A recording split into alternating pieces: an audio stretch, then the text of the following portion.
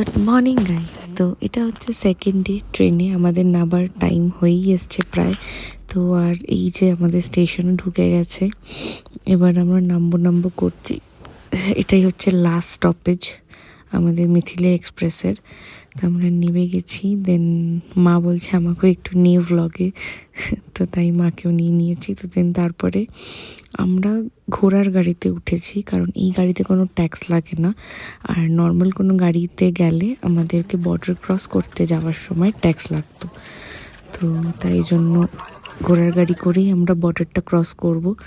তো অপোজিট মানে আমাদের 2-3টে গাড়ি ছিল, সেখান থেকে একটা গাড়ি দিয়ে আমাদের ভিডিও করছিল আমার একটা বোন।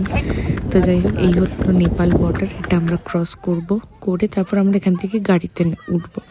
তো এই যে গাড়ি নিয়েছি, এখানে অ্যাকচুয়ালি ব্যাপারটা হয়েছে যে দুখানা গাড়ি, এবার কে আগে যাবে কে পরে যাবে ওই নিয়ে ঝগড়াঝাটি শুরু হয়ে গেছে। আমাদের লাগেজ একবার এই গাড়িতে তুলছে, একবার ওই গাড়িতে তুলছে, এই করছে। আর এই নিয়ে আমরা হাসাহাসি করছিলাম।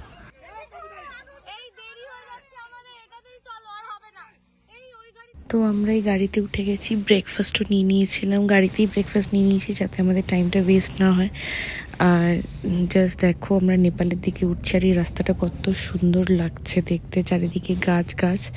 আর আমাদেরকে টাকা পাল্টাতে হতো, নেপাল কারেন্সি করতে হতো, তো সেটাও করা হয়ে গেছে। এই যে নেপাল কারেন্সি নিয়েছি, 50 টাকার নোট, 100 টাকার নোট, 500 টাকার নোট। কেমন খেতে এ মা, দাও আমাকে একটু দাও। আরে আমি ধরে আছি, তুমি দাও।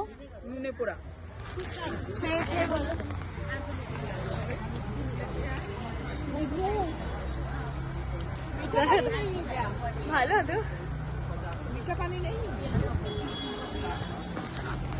খাওয়া দাওয়া করে নিয়েছি, দুপুরবেলার লাঞ্চ ডান হয়ে গেছে। এখানে যেহেতু সব কিছুই ইলেকট্রিক কার, তো তাই জন্য আমাদের এখানে টাইম লাগছিল 1 ঘন্টা, কারণ এখানে আমাদের গাড়ি এখন চার্জ দেওয়া হচ্ছে। গাড়ি আমাদের চার্জে বসিয়েছে, এখন প্রায় 8 ঘন্টা মতো লাগবে যতদূর আমার মনে হয়। বুঝতে পারছি না কত পার্সেন্ট। আচ্ছা, এই যে 77% হয়েছে, এটা 100% হবে তারপরে।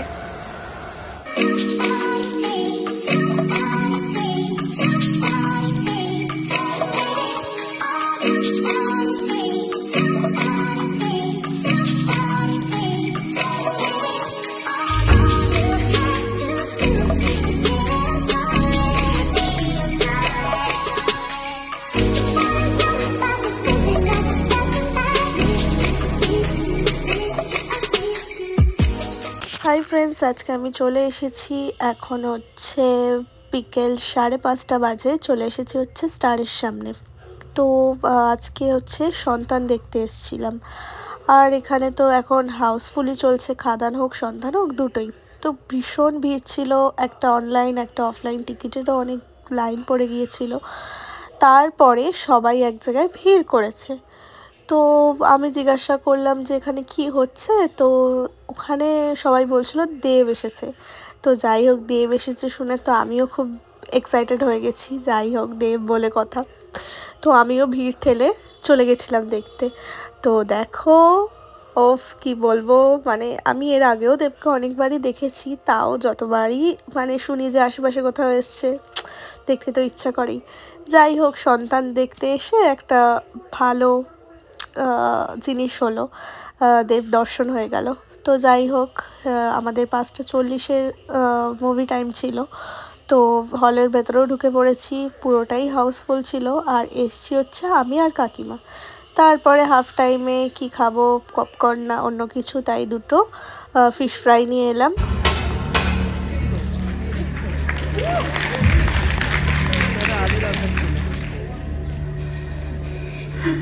My husband is not for sale.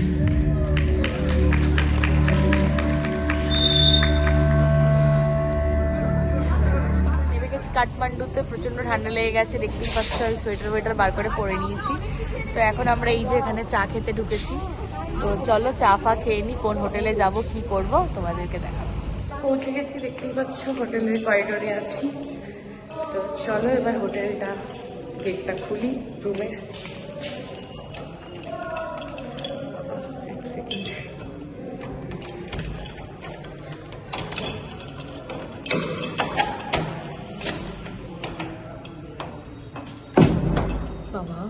Sorry, খুলে গেছে। এবার রুমটা তোমাদেরকে দেখাই। এই হলো এন্ট্রান্স দিয়ে ঢুকলে এখানে একটা ফ্রিজ আছে, এটা ওয়াশরুম, আর এই হলো পুরো ঘর। রুমটা বিশাল বড়, 4 বেডরুম। এখানে what kind of টিভি, এখানে আরেকটা মিরর। এখানকার ফেমাস টাওয়ার, এখানে একটা ছোট্ট একটা সাইড টেবিল টাইপের আছে, অ্যান্ড দ্য ফেমাস টাওয়ার। এখানে দেখি, খুলতে পারবো? বন্ধ। ওই যে, এই যে দেখতে পাচ্ছ। তো সিনেমা দেখে বাড়ি চলে এসেছি, বেরিয়ে আর ভিডিও করা হয়নি, কারণ আরেকটা জায়গায় যাওয়ার ছিল, রাত্রি হয়ে যাচ্ছিল। তো সিনেমাটা খুবই ভালো হয়েছে, লাস্টের দিকে তো কেঁদেই ফেলেছিলাম। যাই হোক, তো এবার অনেকটা রাত হয়ে গেছে, এবার ডিনার করে নিই। তো চলো, টাটা।